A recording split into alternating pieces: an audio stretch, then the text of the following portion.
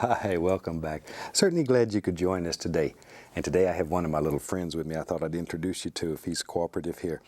This is a little baby fox squirrel. Turn around there, let's see you. Isn't he the most gorgeous little character?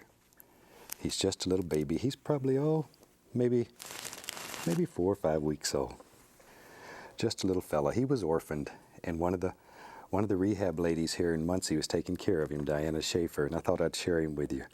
But he's one of the most fantastic little characters. I just love these little rascals. They're my friends. Right, how you doing? How you doing? You got a fat tummy. Yes, you do. Okay, I guess we have to go to work. You ready to go to work? Huh? Yeah. Okay, let me put him down because I would play with animals through the whole show. So let's start out today. I'm going to have them run all the colors across the screen that you need to paint along with us. And while they're doing that, come on up here and let me show you what I've got done already. I have my regular old pre-stretched double prime canvas, and I'm using an 18 by 24 inch, but you use whatever size is convenient. Today I've cut an oval out of contact paper and just put it over the top. Then in here, we've covered it with liquid white. That's all.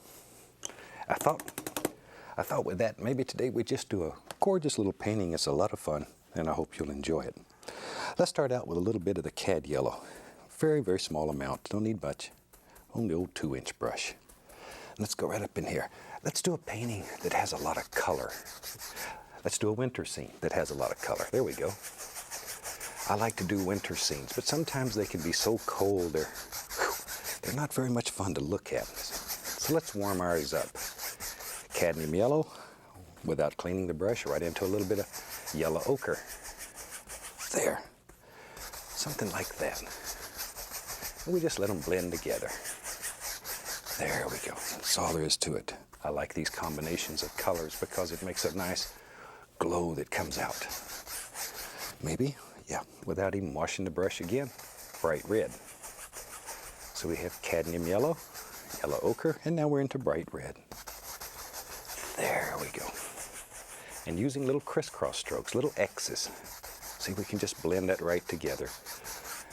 So you can't tell where one color stops and the next color starts. That's exactly what we're looking for.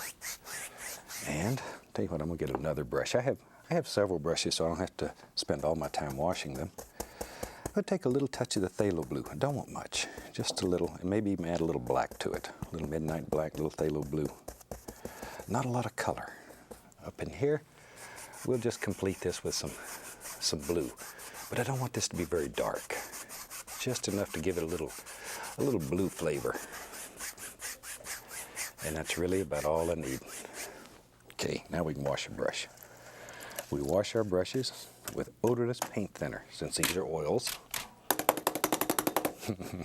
And just beat the devil out of them. That's really the fun part of all this. Let's use a little fan brush, a little bit of white. Load a lot of paint on the bristles, and let's go up in here. And maybe in our world there lives a happy little cloud right there. I don't want one that's real distinct, just a little floater that lives right up in there. A little bashful cloud. There we go. We can take our little blender brush and very gently just blend this like that. Just blend it.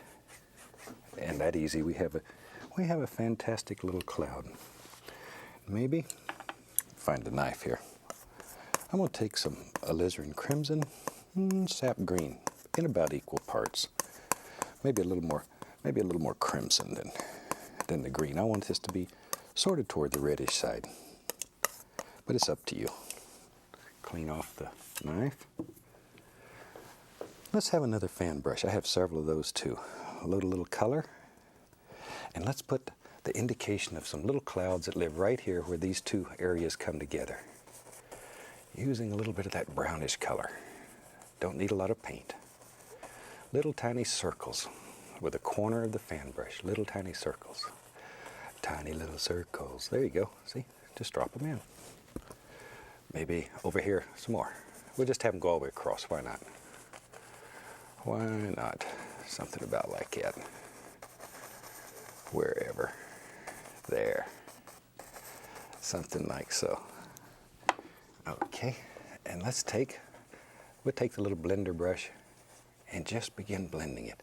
Hope you like seeing that little squirrel. He's so cute. I set him in a little box here But once I woke him up, he thinks it's dinner time now. The little rascal wants to be fed, so I'll have to feed him here in a minute. There we go. I have such a fascination for these little creatures. There. I really like them. If you've painted with me before, you know I'm almost obsessed with them. I'm going to take a little bright red, a little bit of white. But I like all of God's little creatures. I'm going to take at least a little touch of liquid white and add to that just to thin it a very, very small amount. Very small amount. Don't put too much. Shh, easy, a little bit. Let's go up in here. Now, I want to come back and highlight these clouds with that nice pinkish color we made. Nice pinkish color. There. You want just enough of the liquid white in there so that the color comes off your brush without mixing all together up here. There we are. And you just sort of figure out where you think light's hitting all these little things and drop them in. Just drop them in. Wherever. Something like that. There. I'm going back over here and maybe put a little bit right in here. Just a few indications. Back to my little blender. This little blender brush is very soft. Very, very soft. As my daddy used to say, it's tender as a mother's love. There. And in my case, that was very tender. Very tender. You can just wipe the brush off if you collect a little paint on it. Just wipe it on a paper towel or something. And very gently, just go across. That's basically all there is to it. And you can make a dynamite little sky that easy. And if you want to put little stringy clouds, you can just touch it with white here and there, wherever. And just paint over them, and it'll make like little stringy clouds that weave back in the background somewhere. All right. Take a little bit of that titanium white. I'm going to mix it with some of that brown we made from the crimson and the sap green. Get a little more white. I want it to be light. And maybe in our world, yep, maybe back here lives a little soft hill way back in the distance. All we're going to do is just tap in some color, like that, and then very gently lift upward. I want this one to be very soft, far, far away, very far. Back to our little blender brush. Tap. I want to blend that base out till it just looks like it's just hanging in the mist up there. Going back to the same color, only less white in it. That's still that brown that we made from the crimson and the sap green. Crimson and the sap green. Let's go back up in here and maybe, you're right. There you go. Maybe there's another happy little foothill. Lives right there. You decide. Don't just try to copy. That's what's so fantastic about this technique. All we want to do is teach you how to make effects and turn you loose on the world, because each and every one of us will see nature through different eyes, and that's what you should paint. What you see is what you should capture on canvas. Gonna lift up. Once again, I want to make us look like little trees, live far away. But do this in layers, paint in layers. Do the thing that in your mind is the farthest away first. Do it first and then come back. That way your painting will have distance and depth in it. And that's what makes your painting special. Shoot, let's get crazy. Yeah, why not? Just look at your painting and begin to see things in it. Notice this one's a little darker than the previous one. Each one, as it gets closer to you, each one of these little hills should get a little bit darker in value. Color should be a little darker. Look at that. Just use the corner of the brush, tap these in, then lift upward. That's all there is to it. Got to make those little noises or it doesn't work. There, see there? And already it gives the indication of thousands and thousands of little trees that live far back in the distance somewhere. We don't even know how far they are. We said we was going to have winter, so I'm going to take a little bit of the titanium white, just load some on the fan brush, Shoot, it's easy. And let's sneak a little snow back up through here. I should have done this, see, before I put this one on here, but I keep changing my mind what I'm going to paint here, so that's okay. Anything we disturb, we just go back and put it in. No big deal. Because as you know, if you've painted with us before, we don't make mistakes here. We just have happy accidents. And by that, all we mean is that anything that happens here, we can work with. We don't worry about it. Absolutely don't worry about it. See? Just put that right back, lift it up, because this is our world. We control it. When I go home, the only power I have is over the garbage. It sits there and waits for me to come home and take it out. But here, I can literally move mountains. I'm going to get at least a little touch of the bright red here and there, just to warm it. If all this color's in the sky, in my mind, there'd be some of that color way down here too. Something like that. I don't even know where we're going with this. It doesn't matter. Doesn't matter. Anything we don't like, we'll change it. There. All right. That's all there is to it. Now, let's have some fun. We'll save that brown. We might need some of that later. I'm going to take Prussian blue, midnight black, and how about some alizarin crimson too?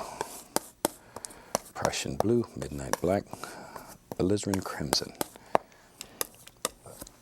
Wipe off the old knife. Let's see here. I about used up all my fan brushes. Let me wash one real quick. They're not as much fun to wash. You don't get to beat and bang with them. It's a lot more fun when you can beat that brush and scare everybody around you. Look, the bristles full of paint.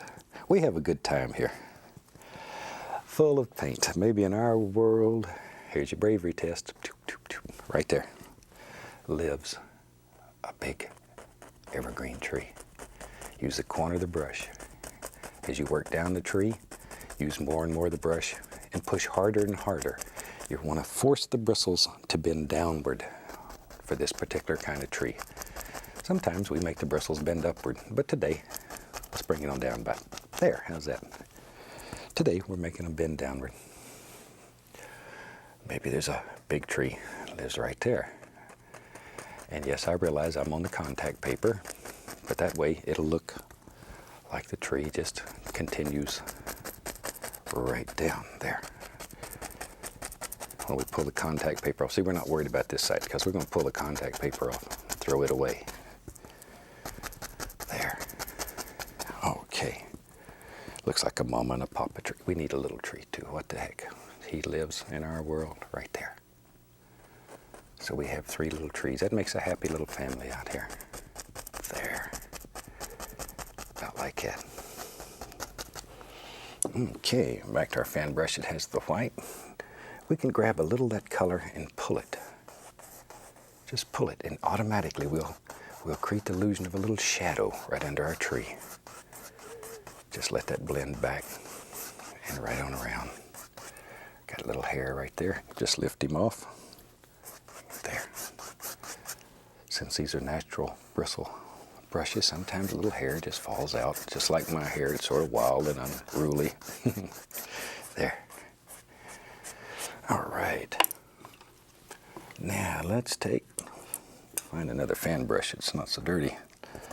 A little white, a little bit of the phthalo blue. Phthalo blue is such a nice warm blue. I'll be right back. I'm going to get a little touch of the liquid white. Remember our golden rule. A thin paint will stick to a thick paint. So I have titanium white, liquid white, a little touch of phthalo blue. And with that, we can come back in here and we can just put the indication of some real nice little highlights that live right out in here. There. In my mind, I think a light's coming from the right, so I'll emphasize the right side of the tree. But maybe you want your light coming from another direction. Up to you.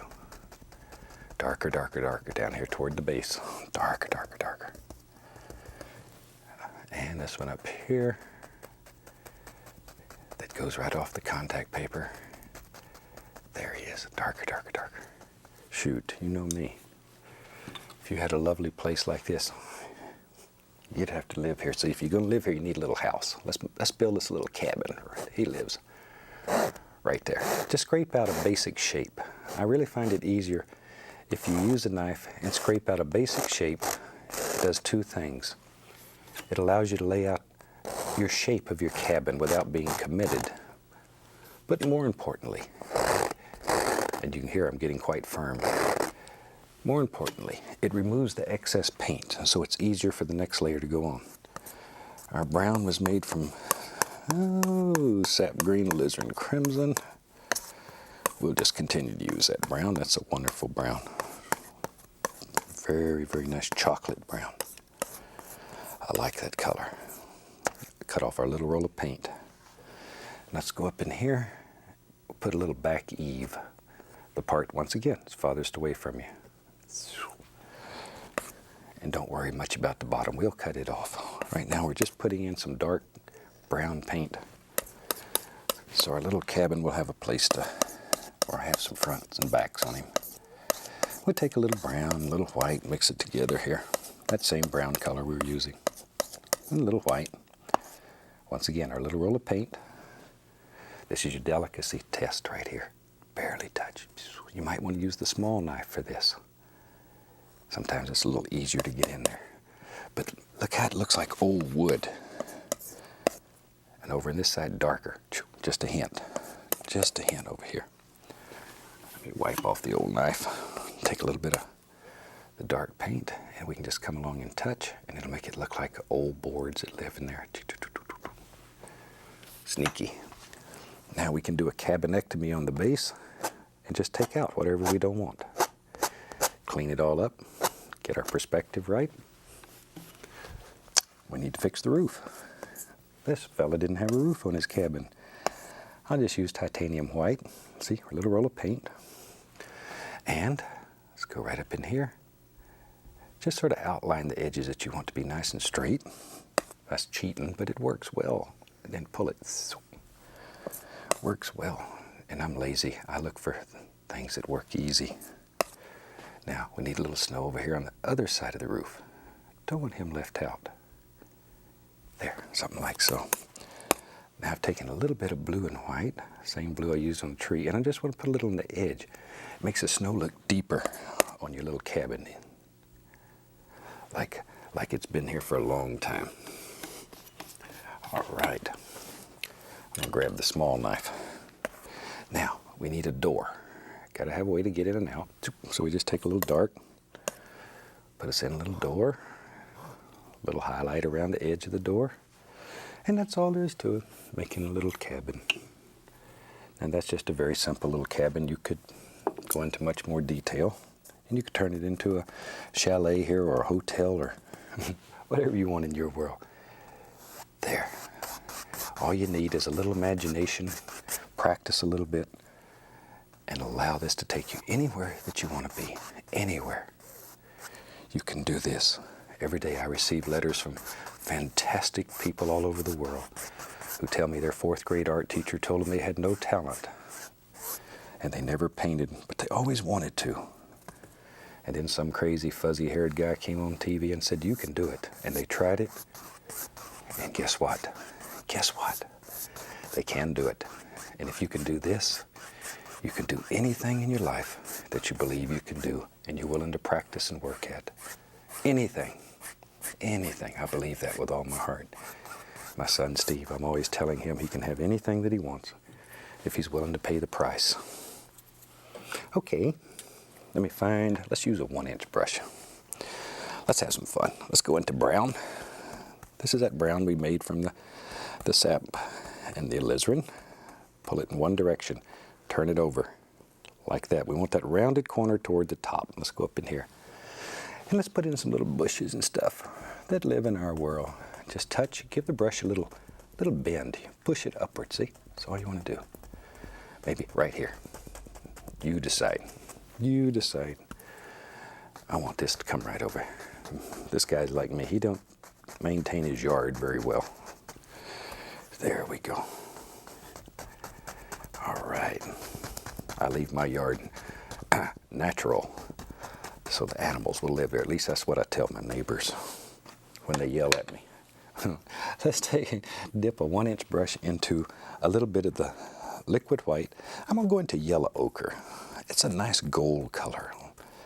Yellow ochre, maybe even a touch of the bright red, not much. Mostly just yellow ochre. Once again, pull it in one direction, turn it. That's beautiful close-ups that Kathy's doing there, aren't they? Gorgeous. Let's go up in here. I got some fantastic camera people here. They've worked with me for, some of them for over 10 years. They know how to paint these paintings better than I do, I think. There. Put a little highlight here and there. Just wherever we want them on these things.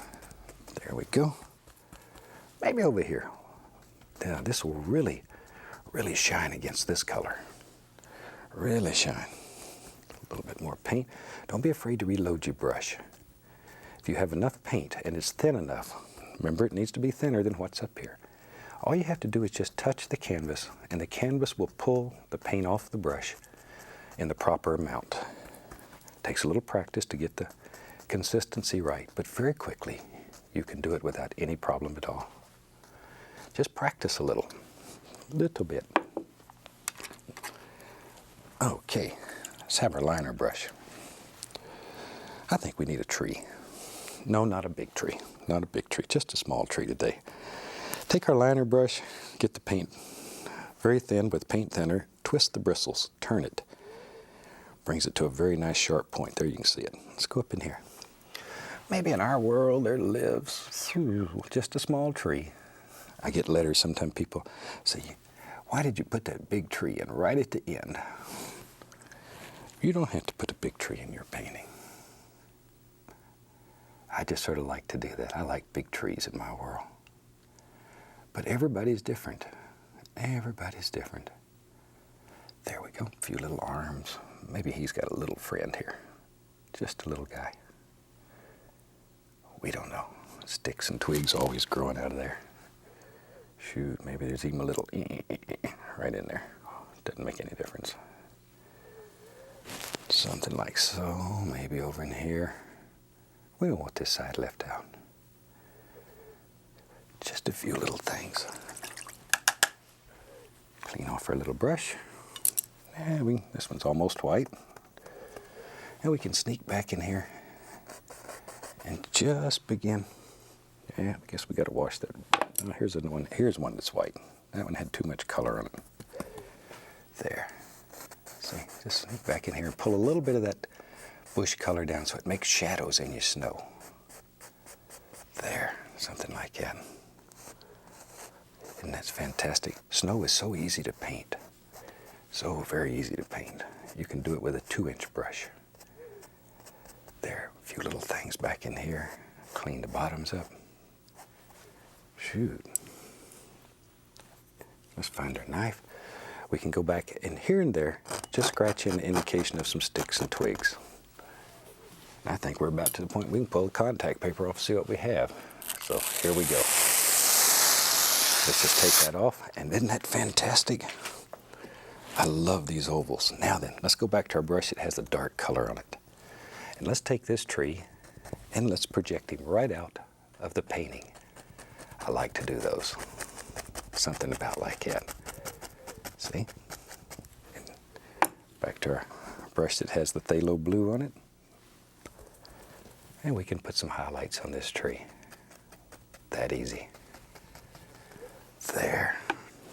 Shoot, I think we about got it. Take our liner, a little bit of red paint, and let's sign this one right here. Hope you've enjoyed this painting. It's very easy. You'll really be surprised with the results. So from all of us here, I'd like to wish you happy painting and God bless, my friend.